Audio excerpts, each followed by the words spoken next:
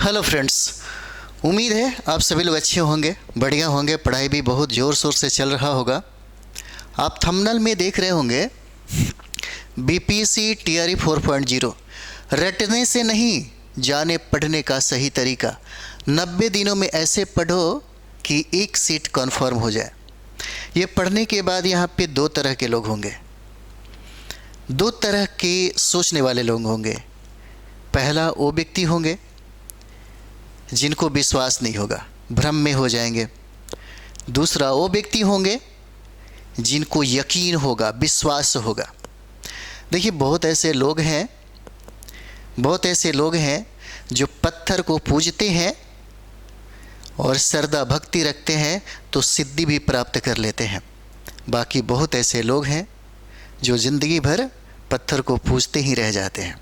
Depend करता है वो किस टाइप का इन्फॉर्मेशन कलेक्ट करते हैं। तो इस तरह से जो रणनीति है, ये रणनीति सफल हुआ है।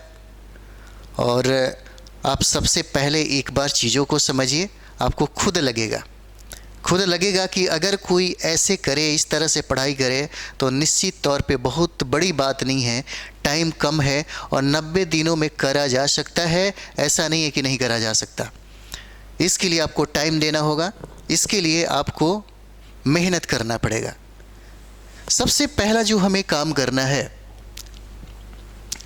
सबसे पहला काम, अगर 90 दिनों में आप चाहते हैं आपके पीआरटी में अच्छा मार्क्स आ जाए, आप चाहते हैं 90 प्लस पार हो जाए, और आप चाहते हैं टीजीटी पीजीटी में जो जीएस का पार्ट है 40 प्रश्न 32 और 36 के बीच में आ जाए, तो ऐसा नहीं है। करने वाले सही तरीके से अगर पढ़ाई करते हैं तो निश्चित तौर पे उनका उतना मार्क्स आता है।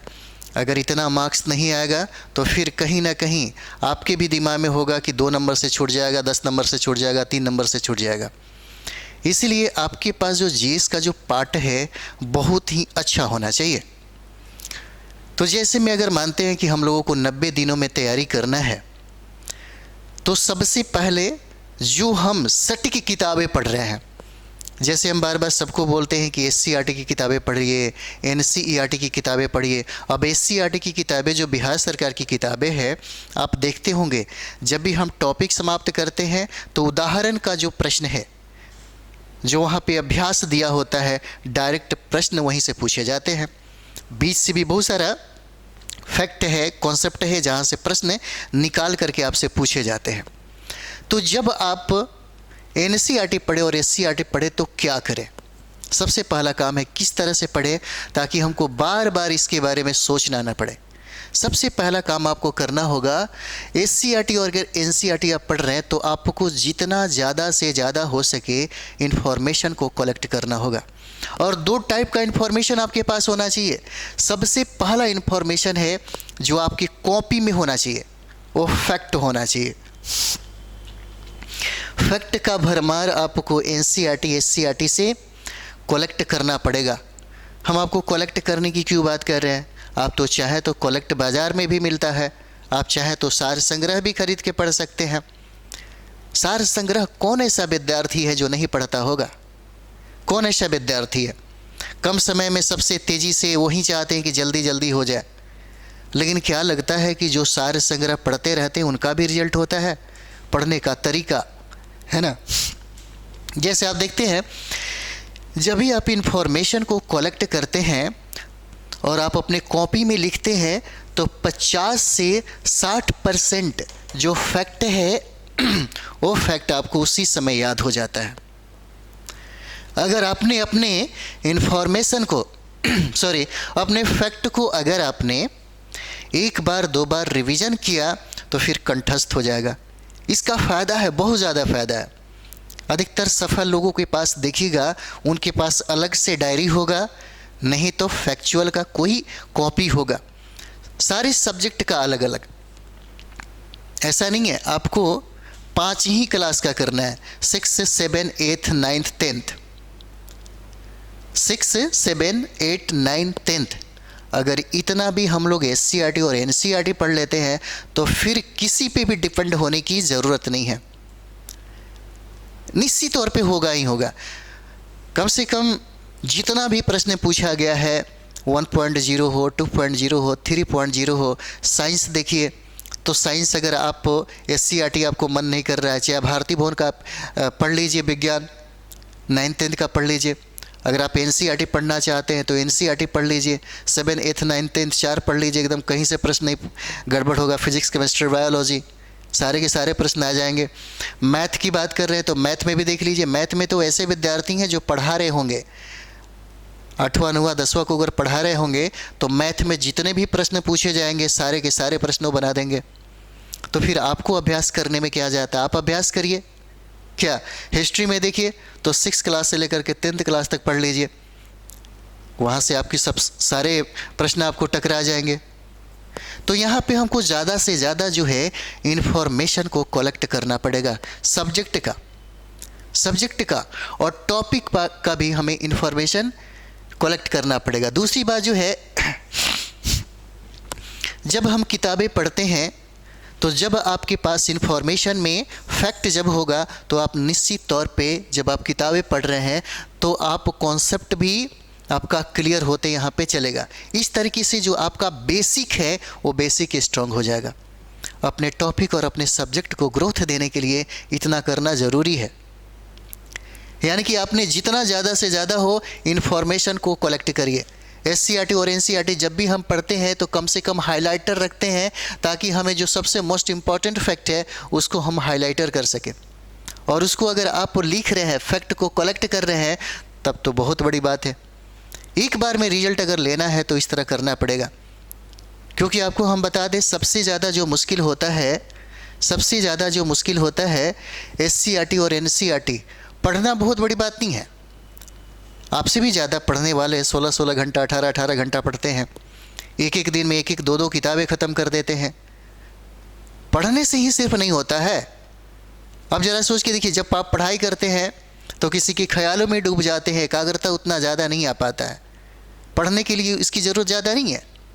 लेकिन अगर आपको लिखना हो तो बिना एकाग्र हुए आप लिख ही नहीं सकते। इसलिए आपका जो पढ़ाई है वो पढ़ने के साथ साथ लिखना भी होना चाहिए।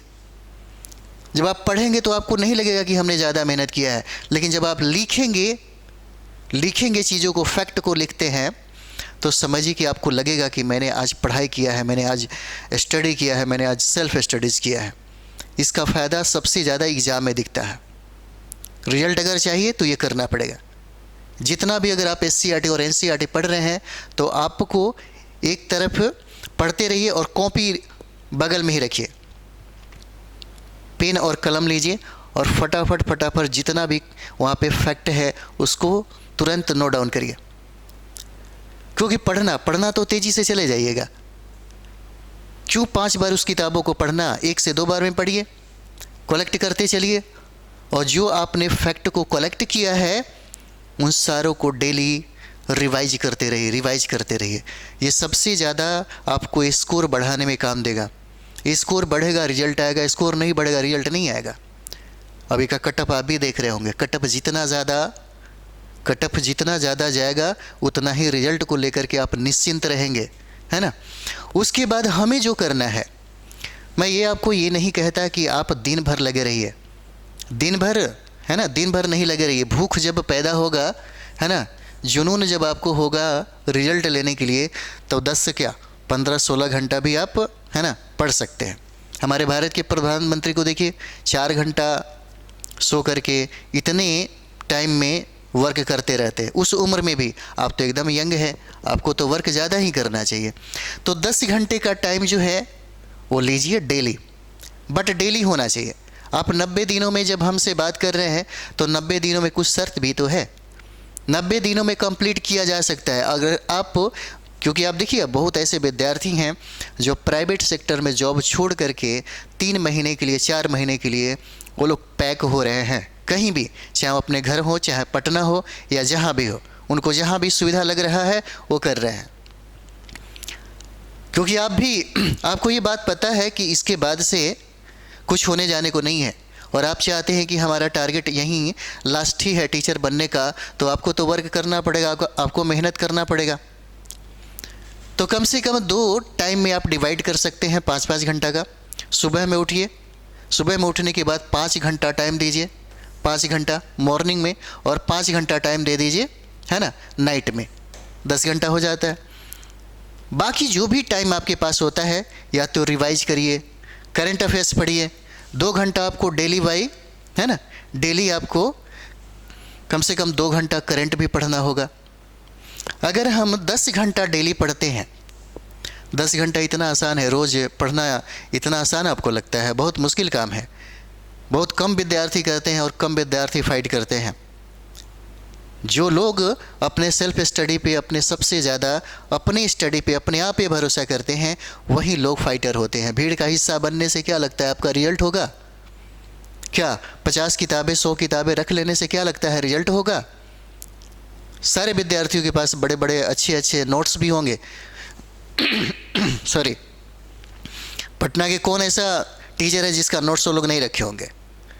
क्या लगता है कि सारे नोट्स पढ़ लेने से ही अगर टीचर बन जाते? अगर सब कुछ ये किसी का नोट्स खरीद के लगता है कि उसी के नोट्स से हमको बेड़ा पार हो जाता, तो सबके पास तो है, सब नहीं कर पाता। आपको अपना तरीका बदलना होगा। रिजल्ट अगर चाहिए तो अपने आप पे भरोसा करना होगा, और जो सही चीज़ें हैं, जो आयोग डिमांड आपसे करती है, डिमांड चीज़ों को समझिए, वो आपसे चाहती है कि एससीईआरटी और एनसीईआरटी का अध्ययन एक बार करिए। जिन लोगों का बैकग्राउंड अच्छा रहा है, जिन लोगों का बेस अच्छा रहा है, उन लोगों का रिजल्ट हुआ है। 1.0 हो, 2.0 हो, 3.0 हो, सब में रिजल्ट हुआ है। तो फिर आप क्यों पीछे छूट गए? आप अगर 8 से 10 घंटा पढ़ते 3 महीने 4 महीने, तो रिजल्ट निश्चित तौर पे हो जाता है। हमने इसके पूर्व वाले वीडियो में सारे टॉपिक वाइज भी पढ़ाया है, बताया है कि क्या क्या पढ़ना चाहिए। जब हम इंडिया नेशनल मूवमेंट को स्टार्ट किए, तो हमने आपको बताया था कि ये टॉपिक अगर आप पढ़ लेते हैं तो इंडिया नेशनल मूवमेंट से प्रश्न जो भी आएगा निश्चित तौर पे बनेगा। आपके पास भी उस तरह से टॉपिक वाइज, है ना, एक पोस्टर होना चाहिए, ताकि आपके दीवार में सटा हो कि हमें पढ़ना क्या क्या है। और जब आप इन्फॉर्मेशन कलेक्ट करते हैं, तो इन्फॉर्मेशन कलेक्ट करते समय में भी आपको ये ख्याल रखना होगा कि हमें सबसे ज़्यादा किस पे फोकस करना चाहिए।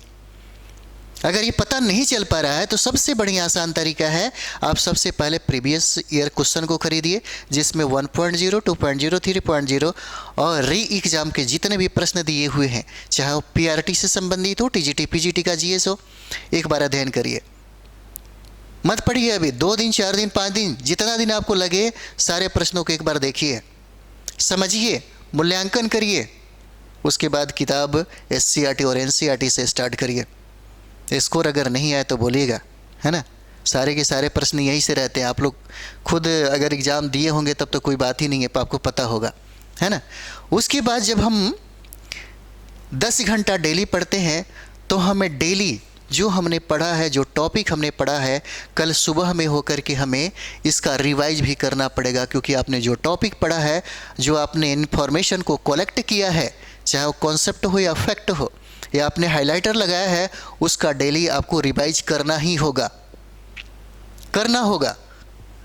उसके बाद हम लोग आगे देखते हैं। 2 घंटा डेली करंट अफेयर्स पढ़िए।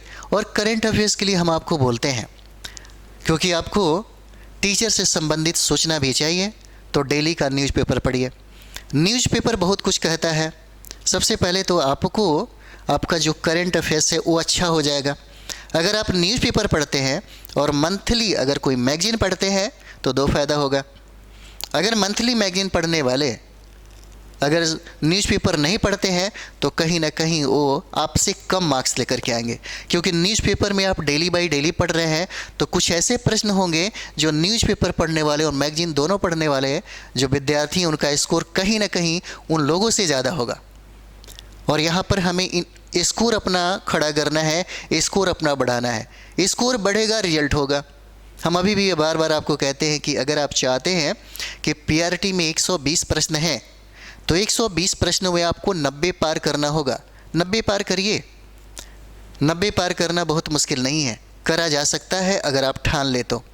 अगर आप सही तरीके से, सही रणनीति में और सटीक किताबों के साथ अगर सेल्फ स्टडी पे फोकस करते हैं, सेल्फ स्टडी पे अगर फोकस करते हैं तो 90 पार किया जा सकता है 90 दिनों के अंदर। कोई बड़ी बात नहीं है, क्योंकि आपके पास टाइम ज़्यादा नहीं है। अगर अप्रैल मई में एग्ज़ाम हो जाएगा तो आपके पास कहाँ टाइम है क्या। उसके बाद रहा सवाल जीएस का, जो हम लोग टीजीटी पीजीटी की बात करते हैं, जो 40 प्रश्न पूछे जाते हैं, उन 40 प्रश्नों में जब तक आप 32 पार नहीं करेंगे आपका रिजल्ट जो है 100% नहीं होगा। अभी के समय में देखिए 4.0 को लेकर के सारे विद्यार्थियों के बीच में एक समझिए कि एक चिंता ही है, और सारे विद्यार्थियों का एक ही टारगेट है, अंतिम लक्ष्य है, अंतिम उद्देश्य है कि किसी तरह हमको स्कोर ज़्यादा से ज़्यादा है, उसके लिए कुछ भी करने को तैयार है। इस बार जो अंतिम तरीके से जो तैयारी हो रहा है, जिस तरीके से सारे विद्यार्थी भिड़े हुए हैं, है ना, अगर आपने शुरू नहीं किया है तो उन लोगों से आप पिछड़ जाएंगे, उन लोगों से पिछड़ जाएंगे। इसलिए जब भी आपको लगता है कि आज से ही शुरू कर देना चाहिए तो आज से शुरू कर दीजिए। तो हमें डेली जो है 2 घंटा करंट अफेयर्स पढ़ना चाहिए। न्यूज़पेपर ले लीजिए, कोई भी मैगजीन आप ले सकते हैं, प्रतियोगिता दर्पण ले सकते हैं, पढ़ने वाले स्पीड भी पढ़ते हैं, जो भी आपको अच्छा लगता है ना। लेकिन हम अधिकतर हमसे अगर आप पूछेंगे तो हम आपको यही कहेंगे कि कम से कम 8 महीने का करंट अफेयर्स आपको पढ़ना होगा। अगर अप्रैल में एग्ज़ाम ले रहा है, मई में एग्ज़ाम ले रहा है, तो पीछे से लेकर के उस समय तक 8 महीने का 1 साल का करंट अफेयर्स आपको पढ़ना होगा। उसके बाद यहाँ पर देखेंगे हम लोग प्रीवियस ईयर क्वेश्चन। जो प्रीवियस ईयर जो क्वेश्चन है उसको बनाइए, जैसे घटना चक्र का पूर्वावलोकन देख सकते हैं आप, है ना, ये सबसे बेस्ट है आपके लिए, है ना। ये आप देख सकते हैं बीपीएससी का है पूर्वावलोकन, है ना, और सामान्य अध्ययन के लिए सबसे बेस्ट है। जितने भी यानी कि आप देख सकते हैं 32वीं से लेकर के 69वीं बीपीएससी तक, क्योंकि 13 दिसंबर को एग्ज़ाम हो रहा है 70 बीपीएससी का। उन प्रश्नों को भी उठा करके आप देखिएगा जीएस में क्या क्या पूछा गया, history, geography, polity, economics, science, है ना, current affairs, Bihar special, math वगैरह सब कुछ है इसमें। इसको जितना हो सके, जैसे इतिहास अगर आप पढ़ रहे हैं तो निश्चित तौर पे अगर आपने इन्फॉर्मेशन को कलेक्ट किया है एससीईआरटी और एनसीईआरटी से, तो इतिहास से रिलेटेड जितने भी प्रश्न हैं ज़रूर यहाँ से बनेगा। उसी तरह से पॉलिटी से, ज्योग्राफी से सब बनेगा। उसके बाद जो बीपीएससी के द्वारा पूछा गया जो प्रश्न है, इन सारे प्रश्नों को यही बीपीएससी पूर्वावलोकन का जो है घटना चक्र का, इसको लीजिए। इसमें टॉप यानी कि सब्जेक्ट वाइज अलग अलग दिया गया है, हिस्ट्री का अलग, ज्योग्राफी का अलग, पॉलिटी का अलग, साइंस का अलग, इकोनॉमिक्स का अलग, करंट अफेयर्स का अलग, मैथ का अलग, और मिसलेनियस दिया, बिहार स्पेशल अलग दिया हुआ है। तो आप लोग इसको लीजिए। उसके बाद, है ना, जितने भी एग्ज़ाम हुए हैं 1.0, 2.0, 3.0 और री एग्ज़ाम, ये सारे प्रश्न आपके टेबल पे होना चाहिए। ये सारे के सारे प्रश्न जो है ये आपके टेबल पे होना चाहिए। और विगत 10, 15, 20 सालों में जितने भी प्रश्न पूछे गए हैं जीएस में, समान अध्ययन में, उन सारे प्रश्नों को बीपीएससी के द्वारा अभी भी हम बता रहे हैं, दूसरा नहीं। अभी देखिए वो बात की बात है। अभी जो हम लोग देखेंगे वो सिर्फ घटना चक्र का जो बीपीएससी के द्वारा कंडक्ट किया गया जो एग्ज़ाम है, उसमें जो समान अध्ययन से संबंधित जो प्रश्न पूछा गया है उसका रिवाइज करना होगा, है ना, उसको बनाना होगा कि आप कितने पानी में हैं। फिर आपको ध्यान देना पड़ेगा कि हमें अब सबसे ज़्यादा स्कोर बढ़ाने के लिए रिवाइज पे फोकस करना पड़ेगा। टॉपिक वाइज जो भी प्रश्न एमसीक्यू आप बनाना चाहते हैं उसे भी आप बना सकते हैं। तो ये जो है ये आपके लिए इम्पॉर्टेंट हो जाता है ना। घटना चक्र का जो पूर्वावलोकन है इसकी हम लोग बात करते हैं। ये सब चीज़ें हमने आपको अभी जो बताया है ये कौन करेगा? अब ये थोड़ा देर के लिए सोचिए, 90 दिनों में कंप्लीट करना चाहते हैं तो करेगा कौन? 90 दिनों के लिए आपको खुद करना पड़ेगा, याद रखिएगा। रिजल्ट आपको चाहिए तो आपको मेहनत करना पड़ेगा। चाहते हैं कि आपको रिजल्ट हो, 90 दिनों के अंदर में रिजल्ट हो, तो सबसे ज़्यादा फोकस आपको सेल्फ स्टडीज़ पे करना पड़ेगा। सेल्फ स्टडीज़ पे, सेल्फ स्टडी जिसका बेहतर होगा, जिसका टाइम सबसे ज़्यादा लगेगा, वही विद्यार्थी इसे 90 दिनों के अंदर में कंप्लीट करेगा और फाइटर भी होगा। सेल्फ स्टडी करने के लिए सबसे पहला जो काम होता है सेल्फ स्टडी, जो मैंने आपको बताया, सही सटीक किताबें होनी चाहिए, गाइडलाइन जो आपको ये बता सके कि क्या पढ़ा जाए और क्या छोड़ा जाए। ऐसा नहीं है कि एनसीईआरटी की किताबें खरीद लीजिए और शुरू से लेकर अंत तक पढ़ लिए। शुरू से अंत तक पढ़ने का क्या फ़ायदा, बल्कि 2-3 टॉपिक से ही वहाँ से प्रश्न पूछे जाएंगे। क्या आप इतिहास ले लिए और इतिहास में सब पढ़ रहे हैं, शुरू से लेकर अंत तक पढ़ रहे हैं, क्या फ़ायदा। आपको ये जानना होगा कि हमारे एग्ज़ाम के लिए क्या इम्पोर्टेंट है। क्या आपको ये समझना होगा कि हमारे एग्ज़ाम के लिए क्या इम्पोर्टेंट है, हम क्या पढ़ें। इसलिए कभी कभी क्या होता है, जो विद्यार्थी को अनुभव होता है इसका, 2 दिन मतलब एक दिन में 2-3 किताबें रखेंगे और आराम से वहाँ से कलेक्ट अपना इन्फॉर्मेशन जो है कलेक्ट कर लेंगे। कभी कभी आपको ये बात पता होगा कि बहुत कम ऐसे विद्यार्थी होते हैं ऐसे, है ना, कम समय में ज़्यादा इन्फॉर्मेशन कलेक्ट करते हैं और रिजल्ट भी देते हैं। अनुभव है, एक्सपीरियंस है, या तो किसी सीनियर के माध्यम से मिला है, किसी इंस्टीट्यूट के माध्यम से मिला है, किसी टीचर से मिला है। ऐसा नहीं है कि 90 दिनों में किया नहीं जा सकता है, चाहे वो नए विद्यार्थी हो या पुराने विद्यार्थी हो। नए विद्यार्थियों में तो ज़्यादा क्षमता रहता है, ज़्यादा एनर्जी रहता है, पुराने से ज़्यादा वर्क करते हैं, हार्ड वर्क करते हैं। पुराने लोग अगर 12 घंटा बैठ गए तो कमर में दर्द हो जाएगा, बड़ा मुश्किल हो जाएगा। लेकिन नए जो विद्यार्थी हैं वो 16-16 घंटा भी बैठ जाते हैं, कोई कुछ नहीं होने वाला, कुछ नहीं होता है ना। तो 1.0, 2.0, 3.0 री एग्ज़ाम में जितने भी प्रश्न पूछे गए हैं पीआरटी से संबंधित, जीए से संबंधित, उन सारे प्रश्नों का मूल्यांकन करिए। और ये सब कुछ आप खुद कर रहे हैं, क्योंकि सेल्फ स्टडी सबसे बेस्ट स्टडी होता है। रिजल्ट के लिए यही काम आपको करना ही होगा, ये काम आपको करना होगा। उसके बाद जो हम आपको लास्ट में बताने जा रहे हैं, अगर आपके पास कम टाइम है, कोई भी आदमी, कोई भी विद्यार्थी किसी टीचर से क्यों जुड़ता है, आप हमसे क्यों जुड़ना चाहते हैं। ऐसा थोड़े है कि आपका 120 में 55, 40, 50, 60 नहीं आ सकता, आ सकता है। लेकिन आपको चाहिए कट ऑफ से ऊपर, आपको मार्क्स चाहिए 90 प्लस। आपको चाहिए, अगर जीएस, टीजीटी, पीजीटी में अगर आप चाहते हैं 32 प्लस लाने के लिए, तो ऐसा थोड़े है कि 20, 15, 18 नंबर नहीं ला सकते, ला सकते हैं, बड़ी बात नहीं है, सेल्फ स्टडी से आ जाएगा। लेकिन मात्र 10 प्रश्नों को बढ़ाने के लिए आप जुड़ते हैं। 10 प्रश्नों को बढ़ाने के लिए आप किसी का क्लास खरीदते हैं, आप किसी का नोट्स खरीद लेते हैं, है ना, किसी के गाइडलाइन में आप चले जाते हैं। क्योंकि 70% जो हिस्सा है, 70 से 75% जो है आपने खुद करा है। 70 से 75% जो है आपके अंदर जो है, जो एनर्जी है, वो सारा का सारा एनर्जी लगाया है। लेकिन आपके पास 120 प्रश्नों में अगर आपसे बन रहा है ना, 60 बन रहा है, 50 बन रहा है, इस तरह से अगर बन रहा है और आप चाहते हैं 90 पार करें, तो उसके लिए ही तो ये काम करते हैं। क्योंकि आपके पास ज़्यादा तो टाइम नहीं है, ज़्यादा टाइम होता तो ज़्यादा इन्वेस्ट किया जाता अपने टाइम को। तो कम समय में कहीं भी हो, जहाँ भी, जिसका भी आपको पसंद है, किसी का भी जो आपको अच्छा लगे, उसका बैच आप ले सकते हैं, है ना। गाइडलाइन बहुत ज़रूरी है। आप नोट्स ले सकते हैं ताकि आपके सब्जेक्ट में ग्रोथ आ जाए।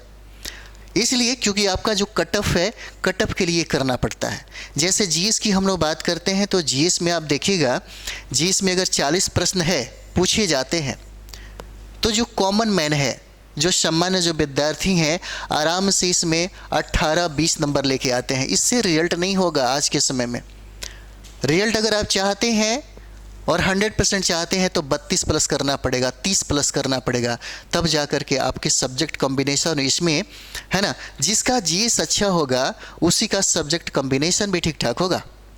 इसलिए सब्जेक्ट कॉम्बिनेशन और दोनों को मिक्स मिला करके ही आपका मेरिट लिस्ट बनता है, इतना याद रखिएगा। जैसे में अगर मानते हैं हम लोग कि पीआरटी में अगर 120 प्रश्न पूछे जाते हैं, तो पीआरटी में 120 प्रश्न पूछे जाते हैं, तो बहुत ऐसे विद्यार्थी हैं 50-40 इस तरह के ले ही लेते हैं, जिनका बेहतर तैयारी है वो थोड़ा सा ऊपर लेकर के आते हैं।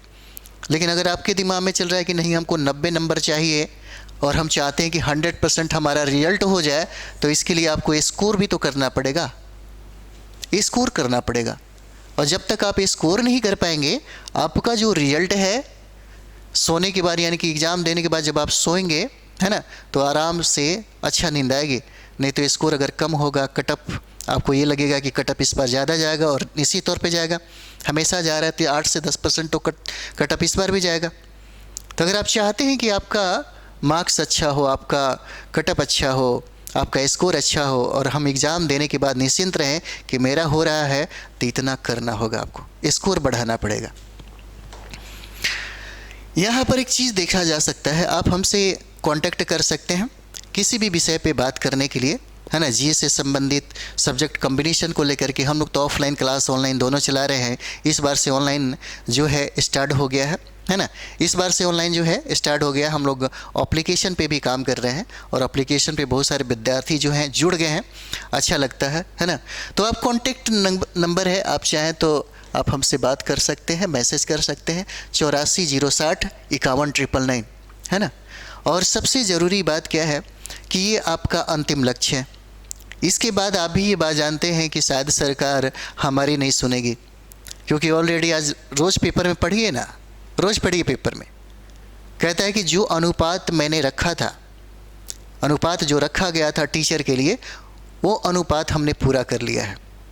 तो 2005 में जो अनुपात थी, आज 2024 में जो अनुपात है, ज़मीन आसमान का अंतर अब दिख रहा है। यानी कि अभी की अगर बात किया जाए तो जिस तरीके से 3 चरणों में विद्यार्थी का यानी कि टीचर का एग्ज़ाम लेकर के जिस तरीके से पूर्ति किया गया है, संभावना तो इस तरह से दिख रहा था कि शायद 4.0 में, है ना, वैकेंसी नहीं मिले। लेकिन सरकार को सारा चीज़ें दिख रहा है, एकदम स्पष्ट दिख रहा है, आईना की तरह जिस तरह से अपना चेहरा दिखा जाता है, एकदम स्पष्ट दिख रहा है कि अगर कुछ गड़बड़ सड़बड़ हुआ तो हमारा जो विधानसभा का जो चुनाव होने जा रहा है, जिस एजेंडे पे हम चुनाव लड़ना चाहते हैं, फिर सारा का सारा गड़बड़ हो जाएगा। इसलिए घोषणा भी हुआ कि 4.0 में सीटें जो है वो अच्छा खासा होगा और अंतिम ही होगा। ये भी आप भी जानते हैं, सारे लोग जानते हैं, सारे विद्यार्थी को पता है कि इसके बाद से 10 साल के बाद आएगा कि 15 साल के बाद आएगा, ये कोई नहीं जानता है। तो आप यहाँ पर पीआरटी के लिए और टीजीटी पीजीटी के लिए जो प्रश्न है 40 प्रश्नों का है और 120 प्रश्नों का है, इस पे सबसे ज़्यादा आपको फोकस करना होगा। अगर आप चाहते हैं कि आपका स्कोर आए, अच्छा स्कोर आए, तब जा कर के एक सीट आपका कॉन्फर्म हो जाएगा, एकदम ग्रांटेड है, एक सीट जो है कॉन्फर्म हो जाएगा, है ना। तो आप हमसे जुड़ सकते हैं, आप हमसे किसी भी विषय पे टीचर से संबंधित कांटेक्ट कर सकते हैं, है ना। और नया ही स्टार्ट अभी हुआ है 71 बीपीएससी के लिए, क्योंकि 71 बीपीएससी की बात करें तो 71 बीपीएससी में भी अच्छा खासा सीट इस बार रहेगा। इसके बाद शायद कुछ ऐसा हो, नहीं पता, है ना। तो चलिए हम लोग मिलते हैं नेक्स्ट वीडियो में। आप अपने दोस्तों के बीच में, आप अपने साथी संगियों के बीच में ज़रूर एक बार इसे शेयर करें। लाइक और कमेंट्स नहीं रुकना चाहिए, अच्छा लगता है, हम सभी को पढ़ते हैं, है ना। और ज़रूर हम जब भी बैठते हैं तो रिप्लाई ज़रूर देते हैं, जुड़ाव अच्छा लगता है, क्योंकि हम भी चाहते हैं कि जो विद्यार्थी हमसे जुड़ रहे हैं उनका स्कोर इतना आना चाहिए। हम यहाँ पर किसी को विद्वान नहीं बना सकते, ज्ञानी नहीं बना सकते, बट स्कोर जो आपको चाहिए, जीएस में जो 40 प्रश्न पूछे जाते हैं 32 और 36 के बीच में जो स्कोर चाहिए, उतना हम कर सकते हैं। और आपके पीआरटी में जो 120 प्रश्न पूछे जाते हैं, 90+ की जो चांसेस है वो हम करवा सकते हैं, अगर आप तैयार हैं तो, है ना। तो चलिए हम लोग मिलते हैं नेक्स्ट वीडियो में, मिलते हैं। थैंक यू वेरी मच आप सभी लोगों को।